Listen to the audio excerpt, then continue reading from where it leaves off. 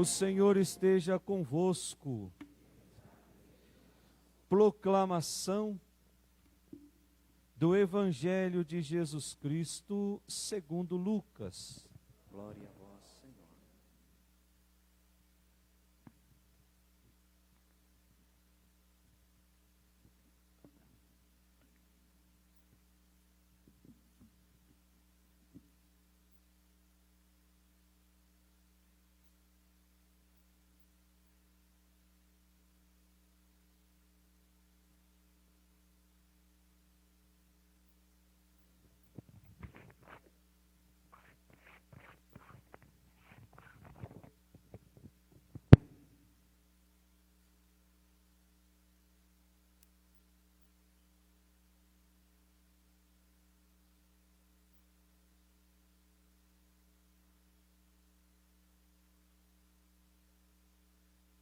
Naquele tempo, os 2 discípulos contaram o que tinha acontecido no caminho e como tinham reconhecido Jesus ao partir o pão. Ainda estavam falando quando o próprio Jesus apareceu no meio deles e lhes disse: "A paz esteja convosco." Eles ficaram assustados e cheios de medo, pensando que estavam vendo um fantasma. Mas Jesus disse: "Por que estáis preocupados? E por que tendes dúvidas no coração? Vede minhas mãos e meus pés, sou eu mesmo. Tocai em mim e vede. Um fantasma não tem carne nem ossos, como estáis vendo que eu tenho." E dizendo isso, Jesus mostrou-lhes as mãos e os pés. Mas eles ainda não podiam acreditar, porque estavam muito alegres e surpresos. Então Jesus disse: "Tendes aqui alguma coisa para comer?" Deram-lhe um pedaço de peixe assado. Ele o tomou e comeu diante deles. Depois disse-lhes: "São essas coisas que vos falei quando ainda estava convosco. Era preciso que se cumprisse tudo o que está escrito sobre mim na lei de Moisés, nos profetas e nos salmos." Então Jesus abriu a inteligência dos discípulos para entenderem as Escrituras. E lhes disse: "Assim está escrito: o Cristo sofrerá e ressuscitará dos mortos ao terceiro dia.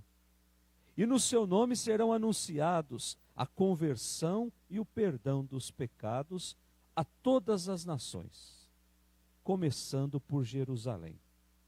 Vós sereis testemunhas de tudo isso." Palavra da salvação.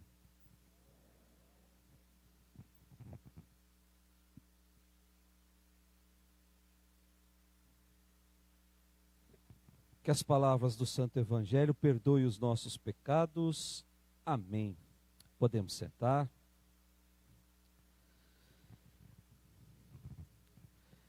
Como é bom celebrar com as portas abertas, né? Como é bom falar com gente, não falar com banco, ao longo desse tempo que nós vivemos com as portas fechadas.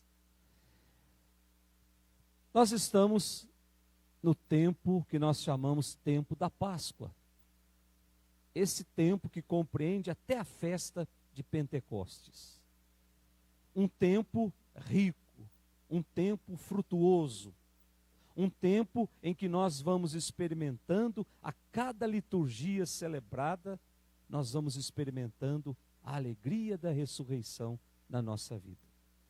E as leituras desse final de semana nos ajudam a compreender como é que nós podemos fazer essa experiência do encontro com Jesus ressuscitado.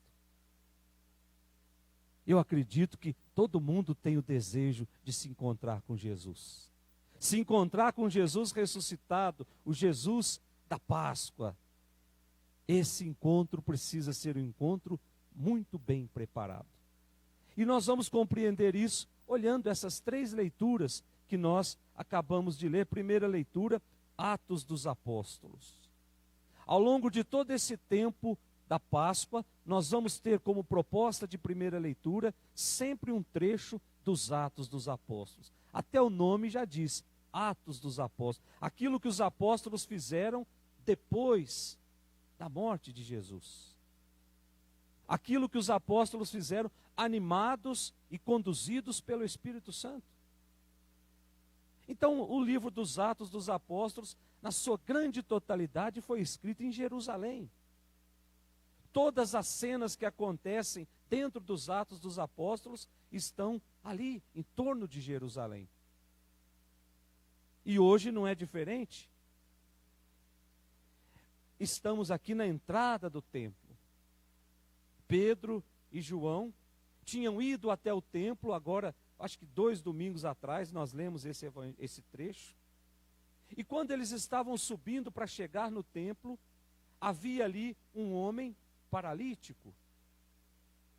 E de repente, Pedro e João, impulsionado pelo Espírito Santo, diz para aquele homem: olha, nós não temos nada para te dar agora. Nós não temos ouro, nós não temos prata, mas o que nós temos, nós te damos. Em nome de Jesus, pega a tua cama e anda. E aquele paralítico fica curado. E ao ficar curado, aquele paralítico não deixou mais os dois. E aí a multidão que presenciou essa cena começou a ficar assustada. Aí ouviu da boca de Pedro a explicação da cura daquele coxo. Portanto, a ação dos apóstolos, ela é a continuação da ação de Jesus, que se dá pela pregação e pela ação. Não basta só falar bonito de Jesus, é preciso colocar em prática aquilo que eu falo. Não basta só ficar fazendo coisas, é preciso também sentar para escutar. É por isso que num determinado momento, Jesus vem dizer que a fé, ela sem obras, ela não tem muita graça. E ao contrário também. Então, a pregação dos apóstolos e a ação dos apóstolos revelam que Jesus está continuando a sua missão aqui, agora através dos apóstolos. E aí no texto que nós lemos hoje, Pedro se refere aos acontecimentos que culminaram com a morte de Jesus. E diz que mesmo rejeitado, aquele que ofereceu a vida para todos, Deus o fez vida ao ressuscitar Jesus. Versículo 15 da nossa primeira leitura. Mas será que essa proposta de vida que Deus oferece através de Jesus, ela acabou? Com a morte de Jesus, essa proposta não vem mais até nós? E aí Pedro responde que não. Pedro diz: o povo agiu por ignorância, mas Deus, mesmo assim, continua a oferecer a possibilidade de corrigir as opções erradas que foram feitas ao longo da vida. O que é o sacramento da reconciliação, senão essa possibilidade de Deus de corrigir algo errado que me fez afastar da amizade com Ele? Então, o que é preciso fazer para que essa oferta de salvação se torne efetiva? E aí a gente olha o versículo 19: arrependei-vos e convertei. Ou seja, façam opção por Jesus. O que é o arrependimento, senão agora eu quero colocar a minha vida no lugar certo? E a conversão, esse passo que eu dou um por dia, até chegar à perfeição. Portanto, converter e arrepender não é outra coisa senão fazer opção por Jesus. Jesus precisa ser tudo em mim. O verdadeiro cristão, o cristão autêntico, o cristão de fato verdadeiro, ele não olha para Jesus como uma figura do passado, que a morte venceu, ou que está sepultado no museu da história, mas olha para Jesus como alguém que continua vivo, presente na caminhada do mundo, que oferece a cada dia, que oferece a cada manhã essa vida nova que vem de Deus. E para fazer essa experiência desse ressuscitado, Eu não preciso buscar através de documentos históricos, através de demonstração científica, que comprovem que ele ressuscitou. Basta o testemunho dos seus seguidores. É isso que aconteceu nas primeiras comunidades. Jesus está vivo. Ele se apresenta a nós em todo gesto de amor, em todo gesto de partilha, de solidariedade e principalmente no gesto de perdão. Ele se apresenta a nós todas as vezes que nos comprometemos em lutar pela paz, todas as vezes que nos comprometemos em ser homens e mulheres justos, todas as vezes que entramos na luta em defesa da vida, Jesus se revela a nós. Agora, eu preciso estar disposto a ver esse Jesus. Caso contrário, as minhas lutas, caso contrário, as bandeiras que eu levanto, serão apenas para massagear o meu ego, sem nenhum compromisso com o ressuscitado. Eu posso defender a vida, eu devo defender a vida, mas eu preciso estar com Jesus, porque é Ele que vai garantir que a minha luta seja uma luta válida. Depois da nossa segunda leitura, a carta de São João, o capítulo 2. A carta de São João, na sua totalidade, ela foi escrita num momento muito conturbado da igreja. João ficou preso numa ilha chamada Patmos. Ficou preso, até foi levado como escravo. E ali trabalhou até o final da sua vida. Fugiu no finalzinho. E de lá ele precisava animar as comunidades, mas não podia deixar claro que ele era João. Porque o imperador achava que ele tinha morrido. Mas as cartas que ele mandava iam alimentando as comunidades. Só que apareceu um espírito de porco dentro da comunidade e começou a dizer assim: eu acho que João morreu. Quem está escrevendo essas cartas é alguém que admirava João. E aí começou a levantar certas heresias dentro das comunidades. E coisas graves. Que foi aquele período do movimento gnóstico e depois o pós-gnosticismo. Que começavam a afirmar que Jesus, o Cristo de Deus, não podia ser esse Cristo que veio à Terra.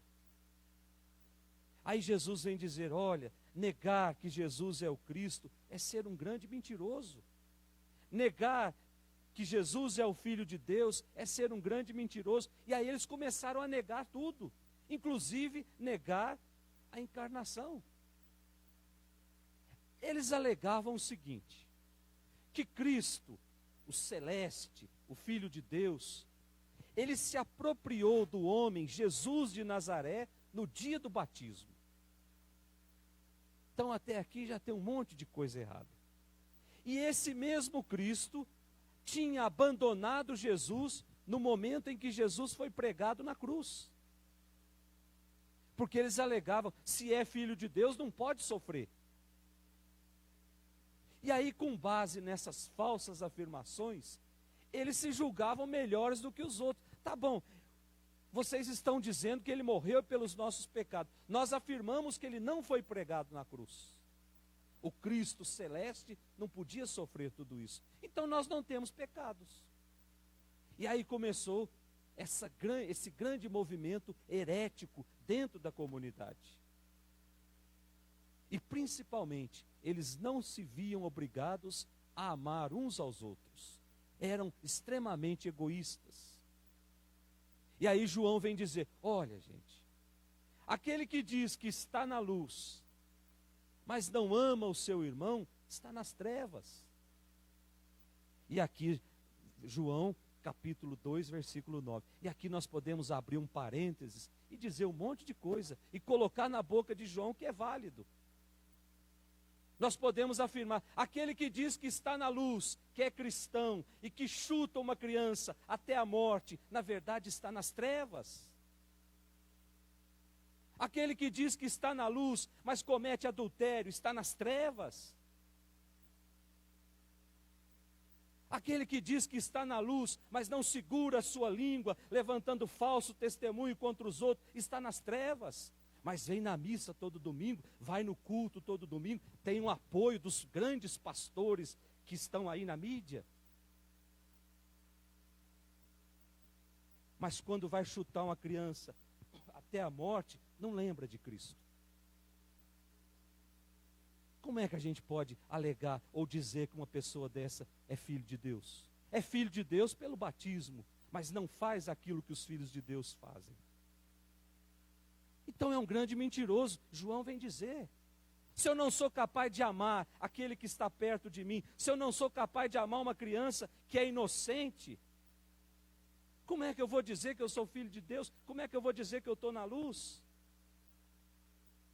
O inferno também tem luz, mas é a luz das labaredas de fogo. Não é a luz da ressurreição. Não é a luz do ressuscitado. Então o autor dessa segunda leitura vem dizer que todo cristão é chamado à santidade.